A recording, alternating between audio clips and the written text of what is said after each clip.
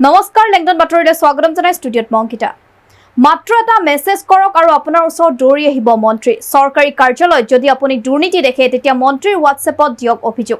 আপোনাৰ এটা অভিযোগৰ ভিত্তিত দৌৰি আহিব মন্ত্ৰী অশোক সিংঘাল, কাৰণ মন্ত্ৰী অশোক সিংঘালে ৰাজহুৱা কৰিলে নিজৰ হোৱাটছএপ নম্বৰ। এই বিষয়ক লৈ সবিস্তাৰে লৈ আহিছো। ৰাজ্যৰ জনসাধাৰণৰ সুবিধাৰ বাবে মন্ত্ৰী অশোক সিংঘালে নিজৰ ব্যক্তিগত হোৱাটছএপ নম্বৰ ৰাজহুৱাভাৱে প্ৰকাশ কৰিছে। তেওঁ স্পষ্টভাৱে জনাইছে যে চৰকাৰী কাৰ্যালয়ত কোনো ধৰণৰ দুৰ্নীতি, উৎকোচ, লোৱা দিয়া ক্ষমতাৰ অপব্যৱহাৰ ক্ষমা কৰা নহ'ব। অভিযোগ পালে বিভাগীয় তদন্তৰ জৰিয়তে প্ৰয়োজনীয় ব্যৱস্থা গ্ৰহণ কৰা হ'ব বুলিও তেওঁ মন্তব্য কৰিছে। মন্ত্ৰীগৰাকীয়ে কয় যে যদি কোনো চৰকাৰী কৰ্মচাৰীয়ে দুৰ্নীতি কৰে, উৎকোচ বিচাৰে বা জনসাধাৰণক কষ্ট দিয়ে, তেন্তে সেই বিষয়ে মোক পোনপটীয়াকৈ জনাওক। এইখন হিমন্ত বিশ্ব শৰ্মাৰ চৰকাৰ, ইয়াত দুৰ্নীতিৰ বিৰুদ্ধে শূন্য সহনশীলতা নীতি গ্ৰহণ কৰা হৈছে। তেওঁ জনসাধাৰণক অনুৰোধ জনাই কয় যে অভিযোগ থাকিলে পোনপটীয়াকৈ তেওঁৰ হোৱাটছএপ নম্বৰত তথ্য, ফটো, ভিডিঅ' বা প্ৰমাণসহ অভিযোগ প্ৰেৰণ কৰক। অভিযোগৰ ভিত্তিত তৎক্ষণাত বিষয়টো পৰ্যালোচনা কৰি প্ৰয়োজনীয় পদক্ষেপ লোৱা হ'ব। অভিযোগ জনোৱাৰ বাবে হোৱাটছএপৰ নম্বৰ হৈছে 9435048924 504894 নম্বৰটো লৈ লওক। যি দুৰ্নীতি পঠাই মোৰ নম্বৰটো লৈ লওক আপোনালোকে 9435048924 নম্বৰটো লৈ লওক। যি দুৰ্নীতি পায় আপোনালোকে মোৰ তাত পঠাই দিব।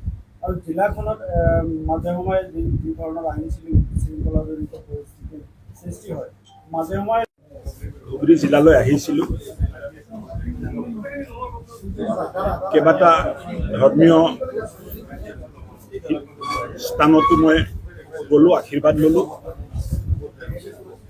বৰ্ডাৰত এটা গাঁও আছে যিটো ফেঞ্চিঙৰ বাহিৰত আছে, তাতেও খবৰ ল'লোঁ। জ্যেষ্ঠ নাগৰিকসকলৰ লগতো কথা পতা গ'ল। আৰু জিলা বিজেপিয়ে ধুনীয়া এটা মিটিং ৰাখিছিল, তাতো অংশগ্ৰহণ কৰিলোঁ।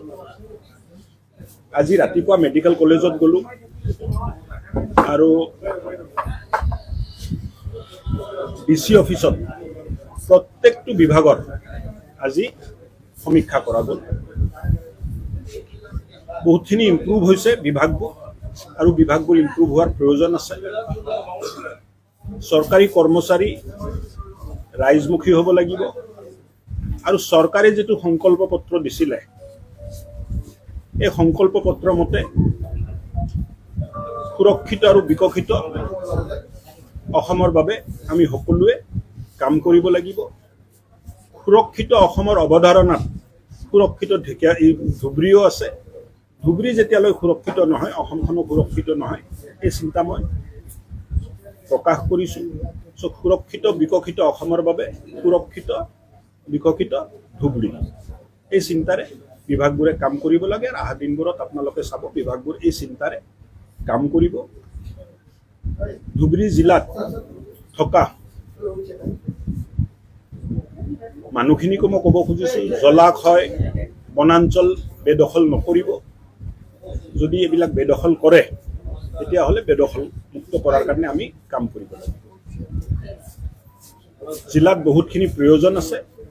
অহা দিনবোৰত লাহে লাহে এই বাঞ্ছনীয় কামবোৰ আমি কৰি যাম। আইন শৃংখলা হাতত ল'লে চৰকাৰ কঠোৰ হাতৰে দমন কৰিব। এই হিমন্ত বিশ্ব শৰ্মাৰ চৰকাৰ হয়, আগে পিছে চাই থৈছে মানুহে। মই ভাবোঁ ভৱিষ্যত আইন শৃংখলা হাতত লোৱাৰ কোনো কাম কোনো মানুহে যেন নকৰে, এইটো আশা কৰিম। ধুবুৰী জিলাত আপুনি এটা ষ্টেটমেণ্টত 15 দিনৰ এটা সময়সীমা বান্ধি দিছিলে, আচলতে কি উদ্দেশ্য আছে? আৰু উদ্দেশ্যবিলাক এতিয়া মই যদি আপোনাকে কৈ দিওঁ, বিষয় মানে ৰাইজক কি ক'ম? 15 দিন যাব দিয়ক, তাৰপিছত মই কৈ দিম কি উদ্দেশ্য আছিলে। কিন্তু কামবোৰ হ'ব লাগিব। এই ঢিলা ঢালা হৈ আছে, এক্সকিউজ দি থাকিলে নহ'ব। ৰাইজে লাখ লাখ ভোট দি আমাক জিকাইছে কাম কৰাৰ কাৰণে। আমিও বিনম্ৰতাৰে কাম কৰিব লাগিব, কথা কম ক'ব লাগিব, কাম বেছি কৰিব লাগিব। 100%। 15 দিনৰ সময় দিছোঁ। 15 দিনৰ ভিতৰত যদি চিজিল নকৰে, তেতিয়া বিপদ আছে। চিকিৎসা বিষয়া, চিকিৎসা কৰ্মচাৰীসকলেও সেৱাভাৱেৰে কাম কৰিব লাগে, আৰু সমাজক তেখেতসকলে দিয়া সেৱাটো সহজভাৱে গ্ৰহণ কৰিব লাগে। আৰু লাহে লাহে সেৱাটো আমি উন্নত কৰিম, আৰু উন্নত কৰিম, আৰু নতুন টেকন'লজি আনিম, সময়মতে কৰাৰ চেষ্টা কৰিম। চ' লাহে লাহে পৰিৱেশবাদ বদলি কৰি লৈ যাব লাগিব। প্ৰেছ কনফাৰেন্সত মই কথা কৈ দিলে কামটো হৈ নাযায়। আপুনি প্ৰশ্ন কৰিলে মই উত্তৰ দিলোঁ, তাত সমস্যাৰ সমাধান নাই। সমস্যাৰ সমাধান ষ্টেক হোল্ডাৰৰ লগত বহি কথা পাতি তেওঁলোকৰ চিন্তাৰ যিটো প্ৰক্ৰিয়া তাত পৰিৱৰ্তন আনিব লাগিব। আজিও ৰাতিপুৱা মই ক'লোঁ মেডিকেল কলেজত যে এটা খুব পবিত্ৰ কাম আপোনালোকে কৰি আছে, যে মানুহৰ আৰোগ্য ৰখাৰ চেষ্টা কৰি আছে। ইয়াত অলপ সেৱাভাৱ যদি লৈ আহে আপুনি চাব যে কোৱালিটি অফ ছাৰ্ভিচ ভাল হৈ গ'ল। মানুহৰ তাত আপোনালোকৰ সন্মান বৃদ্ধি পালে আৰু চৰকাৰকো মানুহে ভাল পোৱা হ'ব।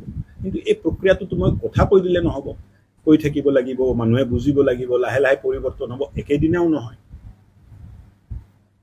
চ' উই উইল ট্ৰাই আৱাৰ বেষ্ট। চলিটো আছে বাবু প্ৰক্ৰিয়া। যোৱাবাৰতো 1.5 লাখ বিঘা হৈছিলে, এইবাৰ মুখ্যমন্ত্ৰীয়ে 5 লাখ বিঘাৰ মানে সপোন চাই আছে। ধুবুৰীৰো অংশ এটাতো থাকিব লাগিব। ধুবুৰী অসমত হয়নে নহয়? এই 5 লাখ বিঘাটো 50,000 ধুবুৰীও দিব লাগিব। এতিয়া শিৱসাগৰতো ইনক্ৰচমেণ্ট নাই, যোৰহাটতো ইনক্ৰচমেণ্ট নাই, ধেমাজিততো ইনক্ৰচমেণ্ট নাই। ইনক্ৰচমেণ্ট যে আছে তো এইবিলাক মানে গোৱালপাৰা, বৰপেটা, ধুবুৰী এইবিলাক এৰিয়াতে আছে। দিয়ক, আজিৰ কাৰণে ইমানটোতে ৰাখক। আপোনালোক সকলো কোন ডিপাৰ্টমেণ্টত আপুনি বেছি তেনেকৈ মই আঙুলিয়াই দিব খোজা নাই যে বিশেষকৈ ক'ত অসুবিধা পালোঁ। প্ৰত্যেকটো ডিপাৰ্টমেণ্টতে ইম্প্ৰুভমেণ্টৰ স্ক'প আছে। ক'ৰবাত 10% ইম্প্ৰুভমেণ্টৰ স্ক'প আছে, ক'ৰবাত 50% ইম্প্ৰুভমেণ্টৰ স্ক'প আছে। ইম্প্ৰুভমেণ্ট চবতে কৰা যায়। আজি মই কথাখিনি কৈছোঁ। 3 মাহ সময় লৈছে, 100 দিনৰ সময় লৈছে। 100 দিনৰ ভিতৰত এই মানুহখিনিয়ে নিজৰ কাম কৰিব। 100 দিন পিছত আকৌ সমীক্ষা হ'ব। গৰাখহনীয়াৰ এটা বহুত জ্বলন্ত সমস্যা আছে। জ্বলন্ত সমস্যাটো ইমান ডাঙৰ ডাঙৰ নদী আছে, গৰাখহনীয়া হৈ থাকিব। মানুহবিলাকে মানে নদীৰ কাষৰ মাটি যদি বেদখল কৰে, গৰাখহনীয়া হোৱাটো স্বাভাৱিক। মানুহে বুজিব লাগিব যে গৰাখহনীয়া